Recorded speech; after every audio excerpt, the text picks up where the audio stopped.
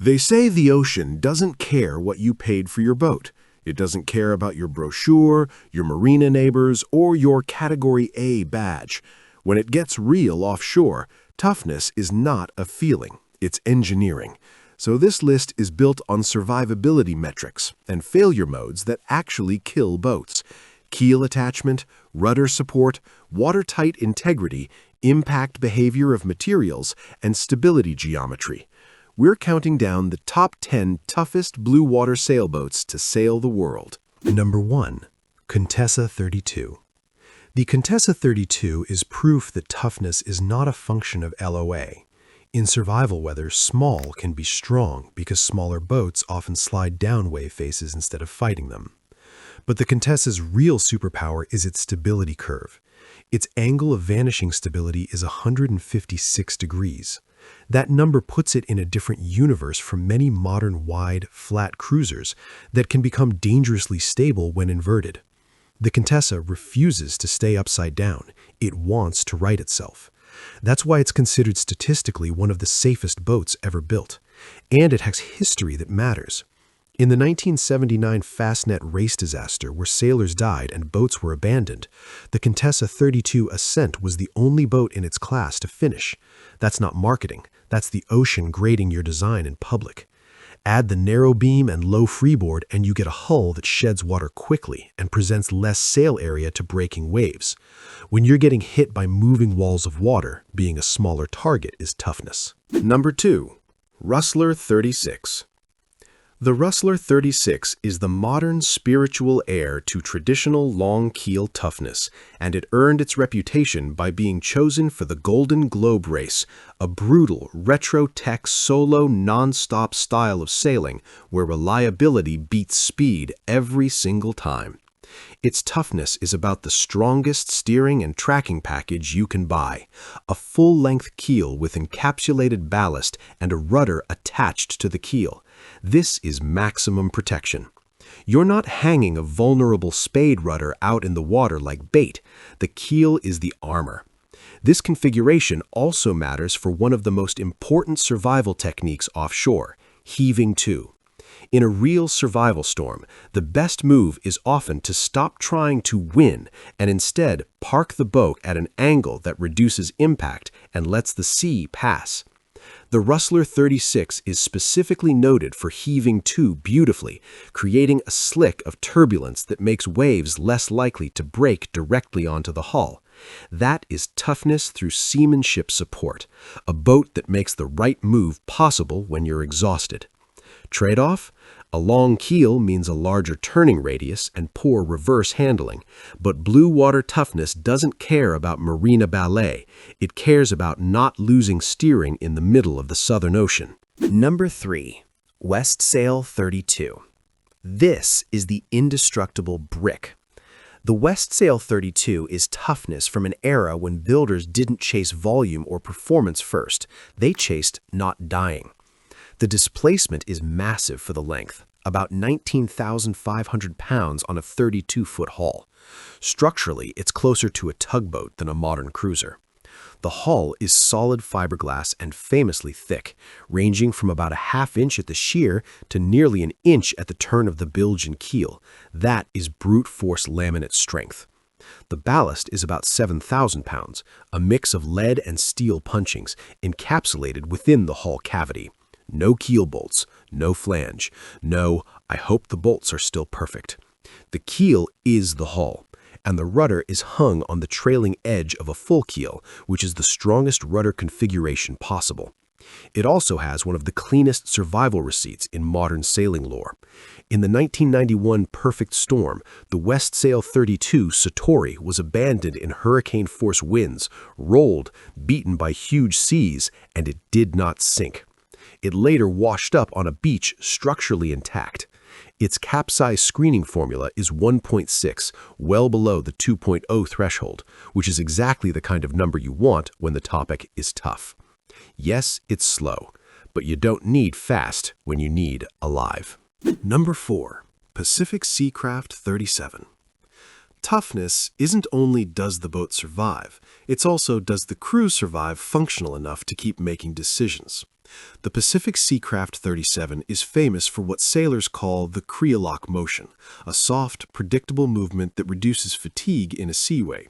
And fatigue is not comfort talk. Fatigue causes mistakes. Mistakes sink boats. Structurally, it's heavy displacement logic refined. Solid hand-laid GRP, a molded interior liner chemically bonded to the hull, creating a rigid double-hull style structure. Stiffness matters offshore because flex leads to cracks, leaks, and long-term failure. It retains the tough steering philosophy too, a skeg-hung rudder with strong tracking. The ability to hold a course with a wind vane in ugly weather isn't a luxury, it's a survival system because it lets humans rest. Stability-wise, it carries an AVS of roughly 140 degrees, a high ballast ratio, and a hull that stands up to sail without needing constant panic reefing.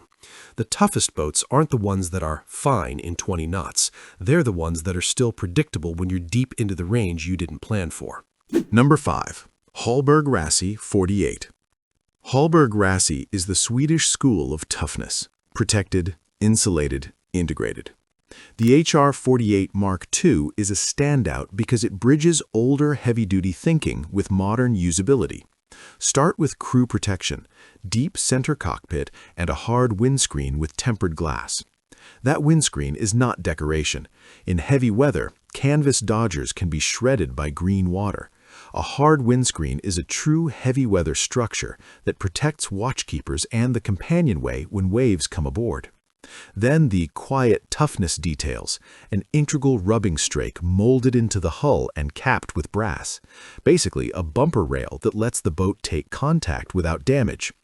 In the real world, tough boats get used hard, leaned on pilings and bumped.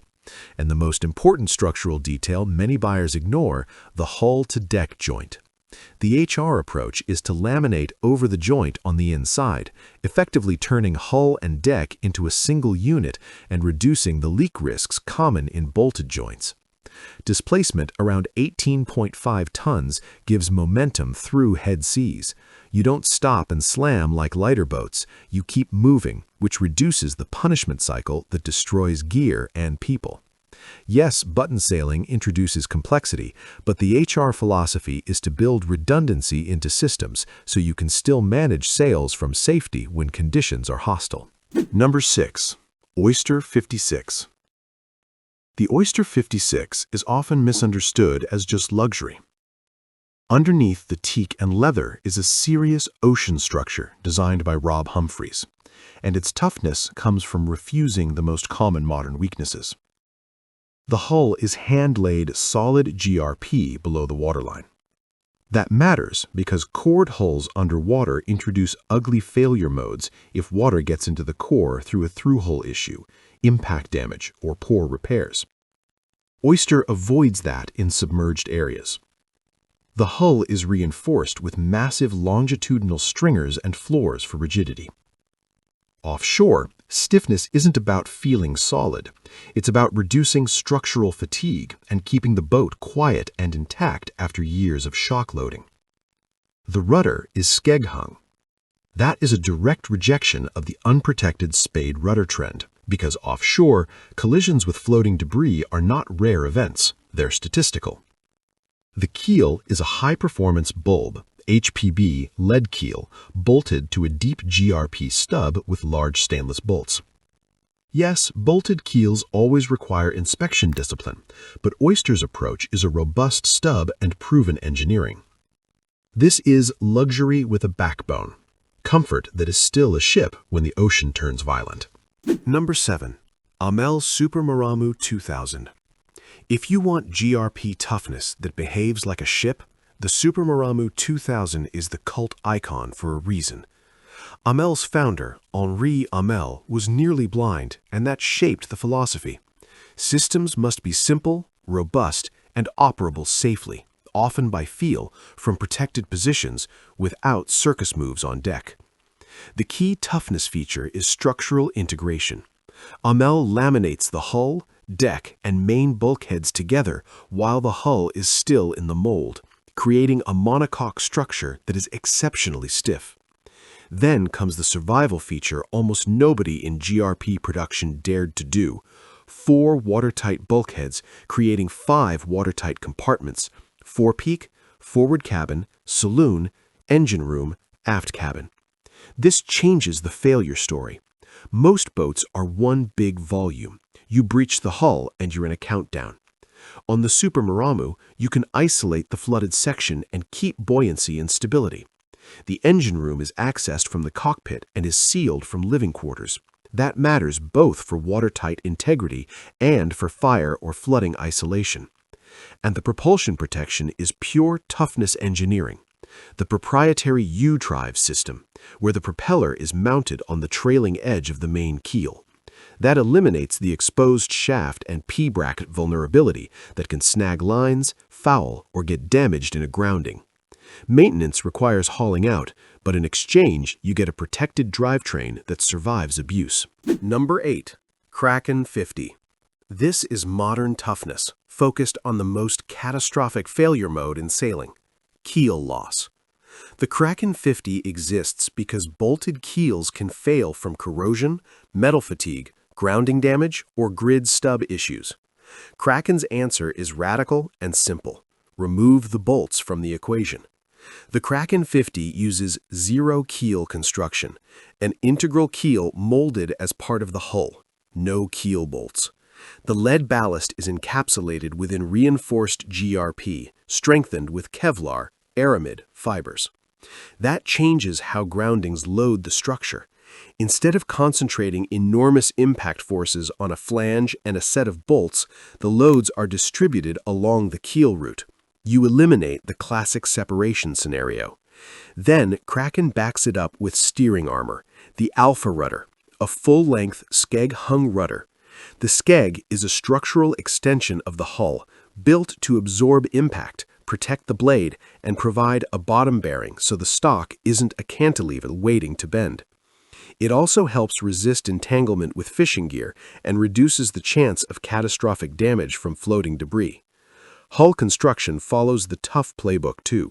Solid laminate below the waterline to avoid core intrusion risks. Foam core topsides for insulation and stiffness. About 18mm layup thickness. Multi-axial fabrics and vinyl ester resin to resist osmosis. It's a modern boat that deliberately reintroduces old-school survival features into a current platform. Number 9. Boreal 47. If you're going high latitude, tough becomes a physiological problem. Exposure kills decision-making. The Boreal 47 is tough because it protects the crew's brain and body as much as it protects the hull.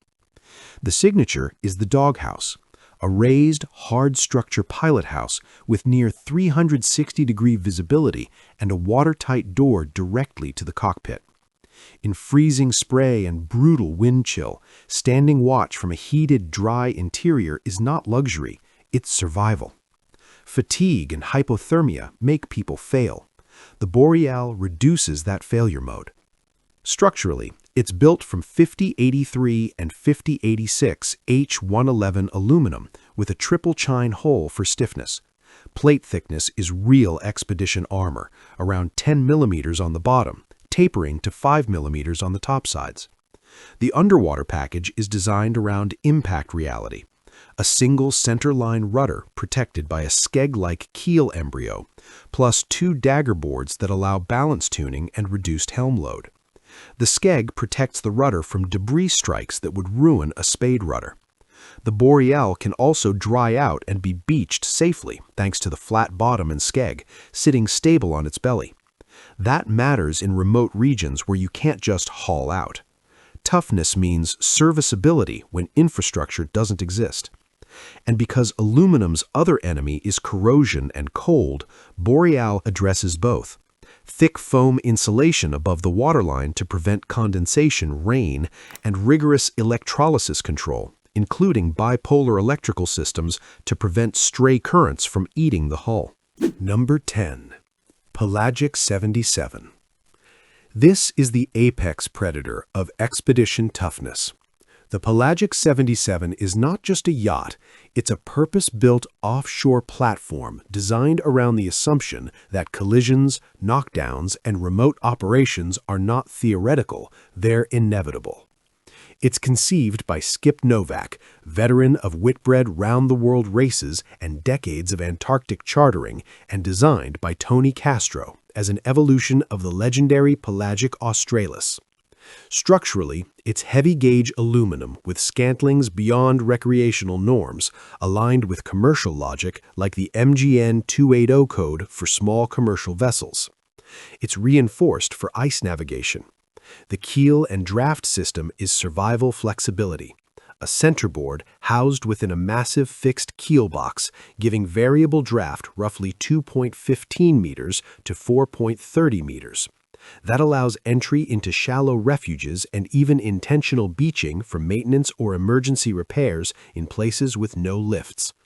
But the defining toughness feature is what almost no private yacht has: watertight compartmentalization.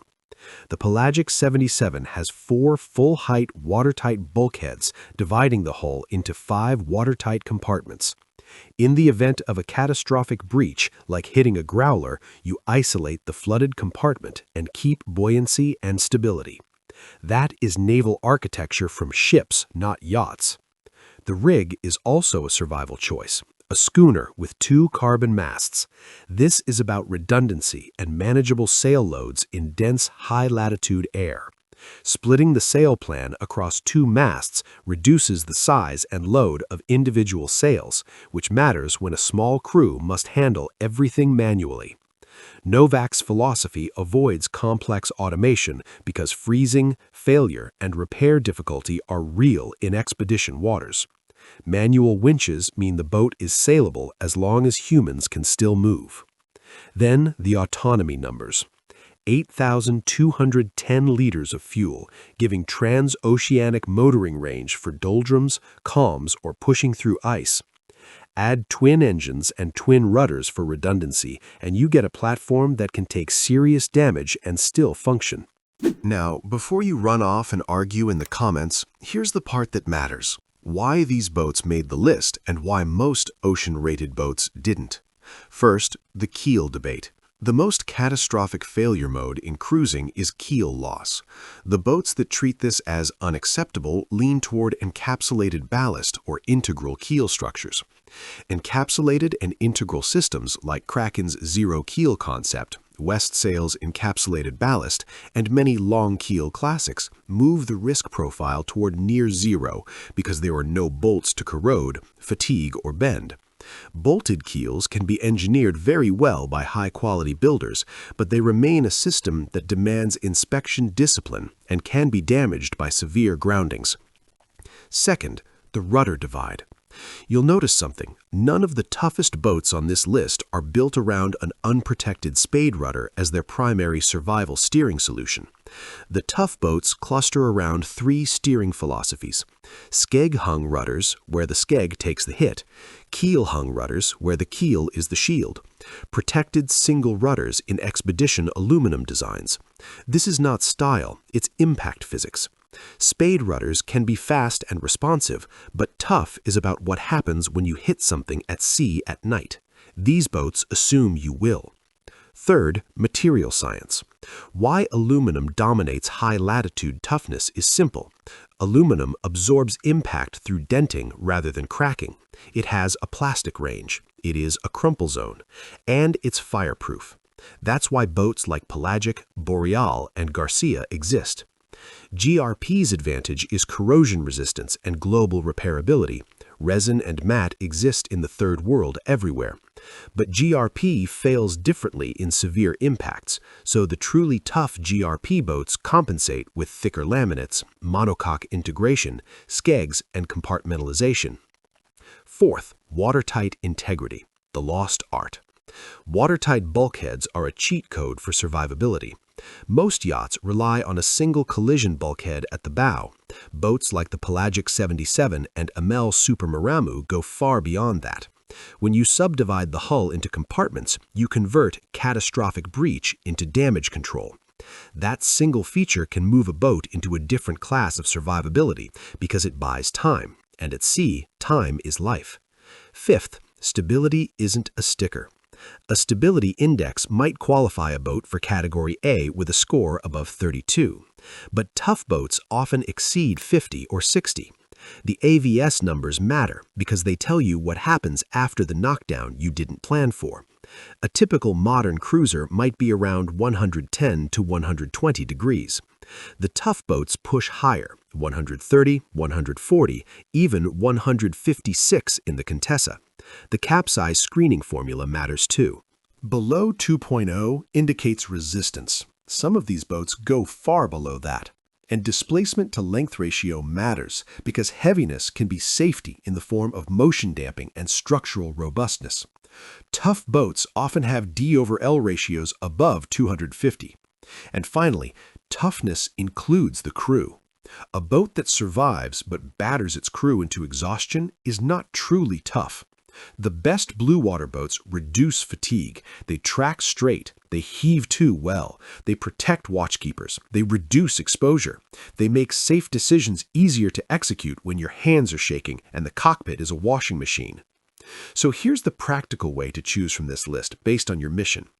If you're going high latitude, ice, remote, or you want maximum damage tolerance, Pelagic 77 for the absolute apex.